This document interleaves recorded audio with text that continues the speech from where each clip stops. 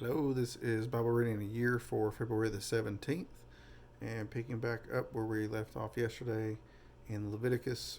Today we're reading Leviticus 4 and 5. Then the Lord spoke to Moses, saying, Speak to the sons of Israel, saying, If a person sins unintentionally in any of the things which the Lord has commanded not to be done, and commits any of them, if the anointed priest sins so as to bring guilt on the people, and let him offer to the Lord a bull without defect as a sin offering for the sin he has committed. He shall bring the bull to the doorway of the tent of the meeting before the Lord, and he shall lay his hand on the head of the bull and slay the bull before the Lord. Then the anointed priest is to take some of the blood of the bull and bring it to the tent of meeting. And the priest shall dip his finger in the blood and sprinkle some of the blood 7 times before the Lord in front of the veil of the sanctuary. The priest shall also put some of the blood on the horns of the altar of fragrant incense, which is before the Lord in the tent of meeting, and all the blood of the bull he shall pour out at the base of the altar of burnt offering, which is at the doorway of the tent of meeting. He shall remove from it all the fat of the bull of the sin offering, the fat that covers the entrails, and all the fat which is on the entrails, and the 2 kidneys with the fat that's on them, which is on the loins, and the lobe of the liver, which he shall remove with the kidneys, just as it is removed from the ox of the sacrifice of peace offerings. And the priest is to offer them up in smoke on the altar of burnt offering. But the hide of the bull and all its flesh, with its head and its legs and its entrails and its refuse, that is all the rest of the bull, he is to bring out to a clean place outside the camp, where the ashes are poured out, and burn it on wood with fire. Where the ashes are poured out, it shall be burned. Now, if the whole congregation of Israel commits error, and the matter escapes the notice of the assembly, and they commit any of the things which the Lord has commanded not to be done, and they become guilty, when the sin which they have committed becomes known, then the assembly shall offer a bull of the herd for a sin offering, and bring it before the tent of meeting. Then the elders of the congregation shall lay their hands on the head of the bull before the Lord, and the bull shall be slain before the Lord.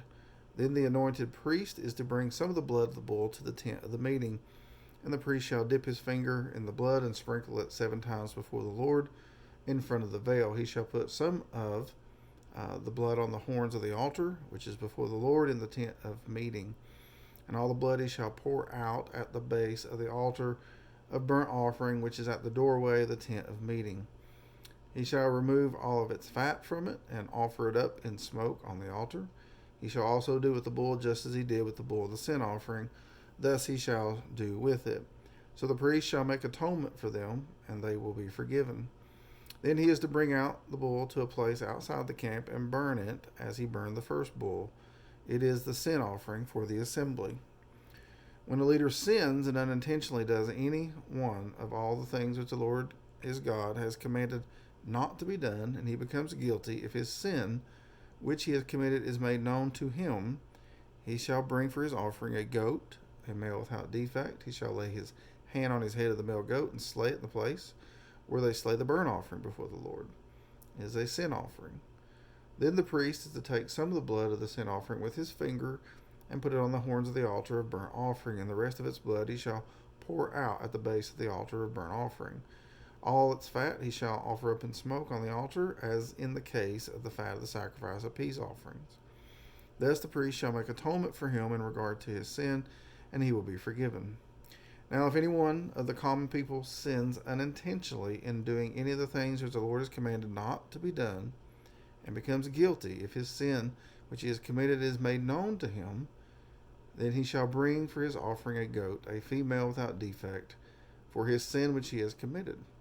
He shall lay his hand on the head of the sin offering and slay the sin offering at the place of the burnt offering. The priest shall take some of its blood with his finger and put it on the horns of the altar of burnt offering. And all the rest of its blood he shall pour out at the base of the altar. Then he shall remove all of its fat, just as the fat was removed from the sacrifice of peace offerings. And the priest shall offer it up in smoke on the altar for a soothing aroma to the Lord. Thus the priest shall make atonement for him, and he will be forgiven. But if he brings a lamb of his offering for a sin offering, he shall bring it a female without defect. He shall lay his hand on its head of the sin offering and slay it for a sin offering in the place where they slay the burnt offering. The priest is to take some of the blood of the sin offering with his finger and put it on the horns of the altar of burnt offering, and all the rest of its blood he shall pour out at the base of the altar. Then he shall remove all of its fat, just as the fat of the lamb is removed from the sacrifice of the peace offerings, and the priest shall offer them up in smoke on the altar, on the offerings by fire to the Lord. Thus the priest shall make atonement for him in regard to his sin, which he has committed, and he will be forgiven. Now, if a person sins after he hears a public adjuration to testify when he is a witness, whether he has seen or otherwise known, if he does not tell it, then he will bear his guilt. Or if a person touches any unclean thing, whether a carcass of an unclean beast, or the carcass of an unclean cattle, or a carcass of an unclean swarming thing, though it is hidden from him, and he is unclean, then he will be guilty. Or if he touches human uncleanness, of whatever sort his uncleanness may be, with which he becomes unclean, and it's hidden from him, and then he comes to know it, he will be guilty. Or if a person swears thoughtlessly with his lips, to do evil or to do good, in whatever matter a man may speak thoughtlessly with an oath, and it's hidden from him, and then he comes to know it, he will be guilty in one of these. So it shall be, when he becomes guilty in one of these, that he shall confess that in which he has sinned. He shall also bring his guilt offering to the Lord for his sin which he has committed, a female from the flock, a lamb or a goat, as a sin offering. So the priest shall make atonement on his behalf for his sin. But if he cannot afford a lamb, then he shall bring to the Lord his guilt offering for that which he has sinned, 2 turtle doves or 2 young pigeons, one for a sin offering and the other for a burnt offering. He shall bring them to the priest. He shall offer first that which is for the sin offering, and shall nip its head at the front of its neck, but he shall not sever it.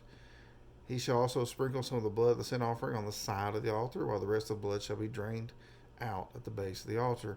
It is a sin offering. The second he shall then prepare as a burnt offering according to the ordinance.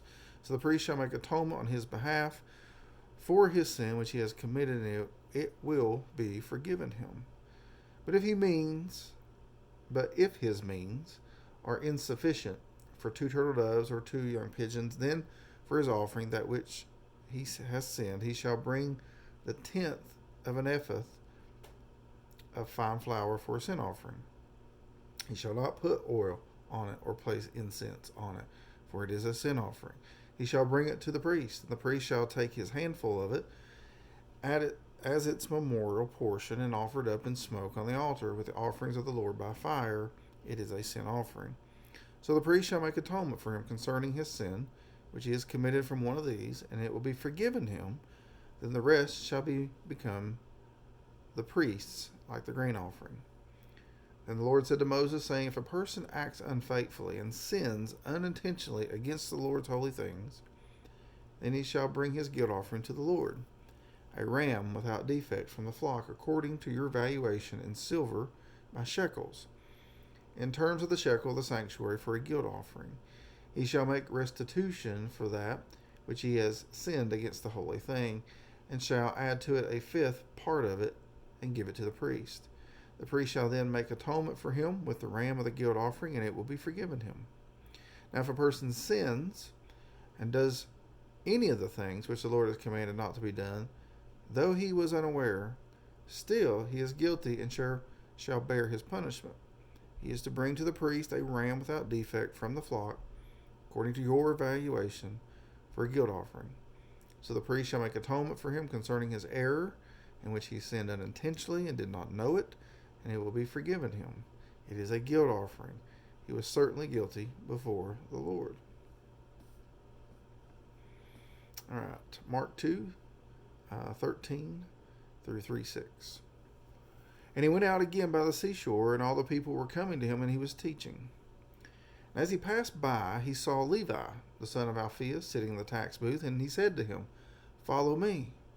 And he got up and followed him.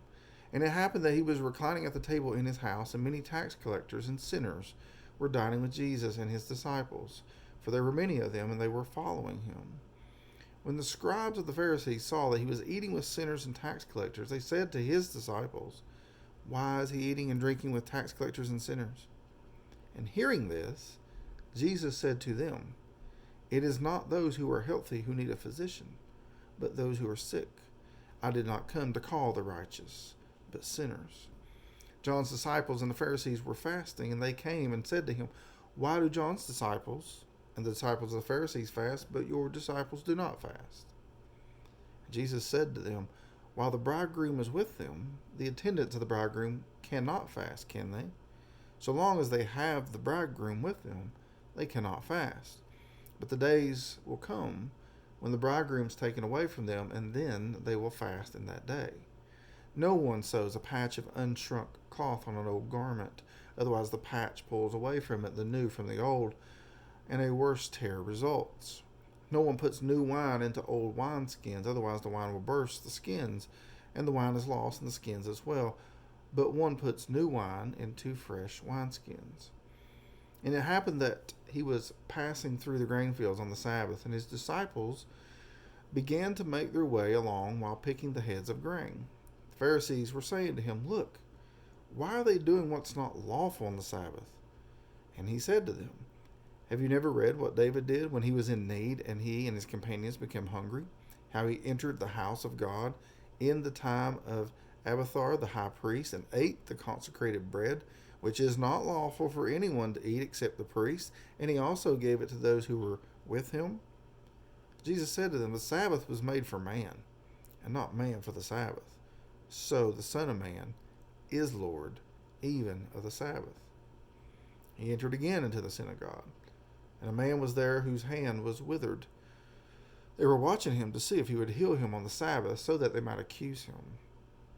He said to the man with the withered hand, "Get up and come forward." And he said to them, "Is it lawful to do good or to do harm on the Sabbath? To save a life or to kill?" But they kept silent. After looking around at them with anger, grieved at the hardness of heart, he said to the man, "Stretch out your hand." And he stretched it out, and his hand was restored. The Pharisees went out and immediately began conspiring with the Herodians against him as to how they might destroy him. Psalm 36. Transgression speaks to the ungodly within his heart.